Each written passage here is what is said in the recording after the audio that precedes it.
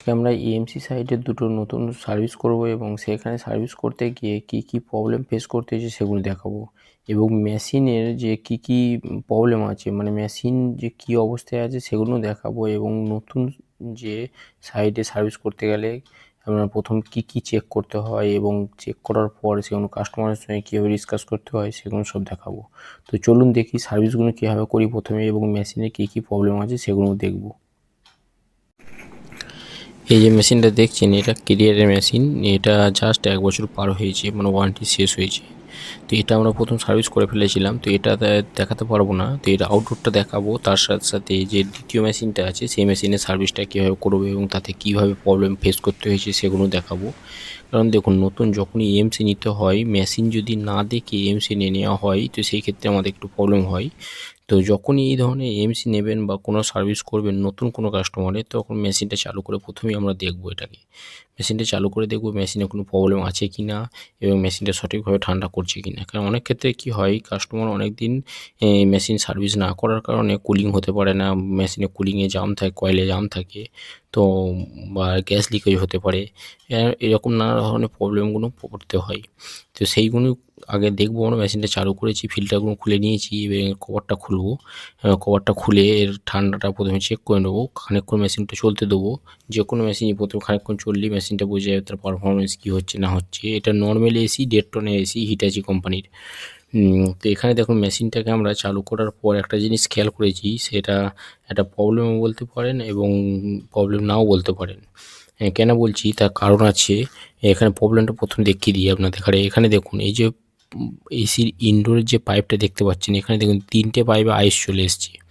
আইস চলার কারণে অনেক ক্ষেত্রে কি হয়, আমরা প্রথমে ভেবে নিই মেশিনটাকে দেখে যে মেশিনে গ্যাস নেই গো। এই সেন্সারটা যে লাগানো আছে দেখুন, এখানে 40 ডিগ্রিতে লাগাতে হবে। সেন্সারটা আমরা ঠিক করে দিয়েছি এবং এর আরেকটা জিনিস খেয়াল রাখুন, কয়েলটা দেখুন একটু ভিজে ভাব আছে। কোন জায়গাটায় ভিজে ভাব আছে, যে জায়গাগুলোতে আইস আসছে, মানে দেখুন কয়েলের উপরের দুটো পাইপে আইস আসছে এবং নিচের একটা পাইপে আইস আসছে। এখানে 2-3টে প্রবলেম হতে পারে। মেশিনে গ্যাস কম থাকতে পারে, মেশিন চোকড হতে পারে, হ্যাঁ, এবং আউটডোরে কোনো ডিস্টার্ব হতে পারে বা আউটডোরে ফ্যান কোনো ঘুরছে না, এরকম কিছু হতে পারে। এখানে দেখুন সরুভাবে খালি কয়েলটা ভিজে আসছে, মানে এই পাইপটাই ঠান্ডা হচ্ছে, উপরের দুটো পাইপ জায়গায় ঠান্ডা হচ্ছে, বাকি অংশ ও নিচের অংশটা দেখুন শুকনো আর উপরের মাঝের অংশটা কিছুটা শুকনো আছে।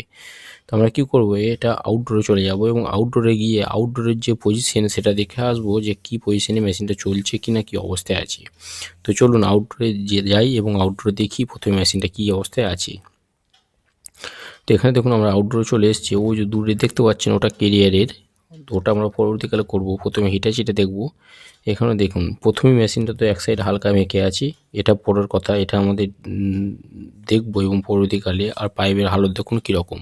তো যখনই এই ধরনের EMC নেবেন বা EMCর কাজ করবেন বা নতুন কোনো কাজ করবেন, প্রথমেই এইসব প্রবলেমগুলো কাস্টমারকে জানানো অবশ্যই দরকার।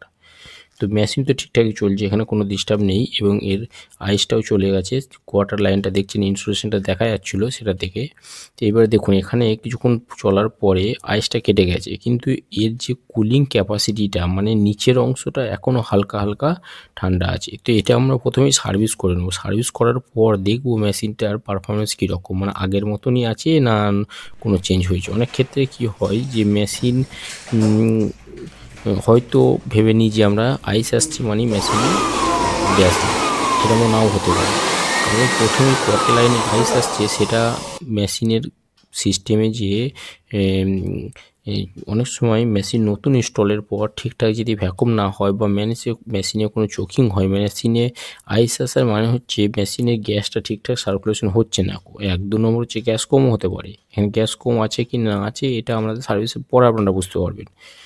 তো এখানে মেশিনটাকে সার্ভিস করে নেবো এবং সার্ভিস করে নেওয়ার পরে দেখুন একটা জিনিস দেখাবো এখানে, যে কয়েলটা আমাদের পুরো ক্লিয়ার হয়ে গেছে এবং সার্ভিসও হয়ে গেছে। মেশিনটা চালানোর পর আমরা দেখি কয়েলটা আপনারা দেখতে পেলেন যে পুরো ক্লিয়ার হয়ে গেছে এবং এখানে মেশিনটাকে চালিয়ে এর পারফরমেন্স চেক করব। কভারটা লাগিয়ে দিয়েছি, কারণ এখানে আপনারা বলতে পারেন যে কভারটা কী কারণে লাগিয়েছেন, কভারটা তো আইস আসছিলো দেখলেন না। এখানে একটা জিনিস বলি, যখনই মেশিনে আইস আসে এবং তারা কিছুক্ষণ পর আইসটা চলে যায়, মানে আইসটা কেটে যায়, তখন বুঝতে হবে মেশিনে গ্যাস লিক নেই। কারণ হচ্ছে গ্যাস লিক থাকলে আইসটা কন্টিনিউ থেকেই যাবে। মেশিনে মানে যতই চলুক মেশিনে আইসটা কাটবে না। সেই ক্ষেত্রে আপনি বুঝতে পারবেন যে মেশিনে গ্যাসের ডিস্টার্ব আছে। এখানে আমরা দেখুন বক্সটা ফিট করে নিয়েছি এবং মেশিনটাকে চালিয়ে আরেকবার চেক করব। এখানে ইনডোরে একটু প্রবলেম ছিল, মানে ইনডোরটা লেফট সাইডটা হালকা ডাউন আছে, ডাউন থাকার কারণে জল বাঁদিকের ট্রেতে জমে যাচ্ছিলো। তো উপরে আমরা প্যাকিং দিয়েছি, কাস্টমারের সঙ্গে কথা হয়েছে যদি পরবর্তীকালে এরকম কিছু ডিস্টার্ব হয় ইনডোরটাকে আমাদের এখানে খুলে আবার নতুন করে ইনস্টল করতে হবে। প্লেটটাকে বাঁদিকে হালকা 100 মতো তুলতে হবে। এক্ষেত্রে দেখুন যে কোনো মেশিন আমরা যখন প্রথম ইনস্টল করব, কিছু কিছু টেকনিশিয়ান এরকম করে যে দিকটাতে জলের পাইপলাইন আছে সেদিকটা ডাউন করে মেশিনটা লাগাতে হয়। এটা কোনো দিনই সম্ভব নয়, কারণ কোম্পানি যখন মেশিনটাকে ম্যানুফ্যাকচার করছে তখন ওর যে ড্রেন লাইনটা, মেশিনটা স্ট্রেট থাকলে ড্রেন লাইনটা অটোমেটিক মানে ম্যানুফ্যাকচার যে বডির সাথে আছে সেটা মানে ড্রেন লাইনটা ডাউন করাই আছে। সেক্ষেত্রে মেশিনটাকে আমরা যদি স্ট্রেটে রাখি অটোমেটিক জলটা পাস হয়ে যাবে, সেক্ষেত্রে জল পড়ার সম্ভাবনা থাকবে না।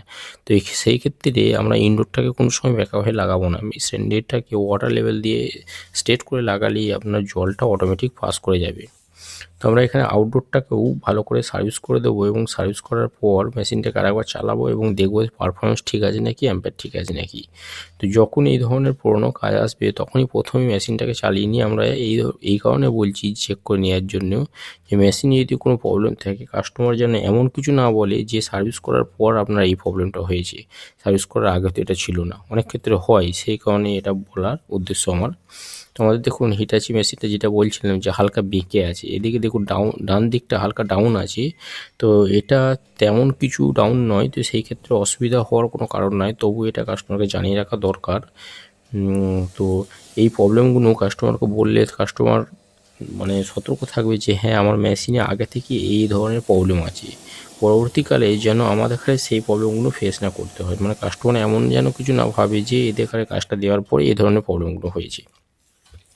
তো আমরা দেখুন প্রথম এই যে ইনডোরটা ছিল এটা আমরা দেখাতে পারিনি, তো আউটডোরটা সার্ভিস হয়ে গেছে, আমাদের সার্ভিস কমপ্লিট। এখন আমাদের মেশিন যে আছে সে গুটিয়ে নেবো এবং আমরা পরবর্তী ভিডিও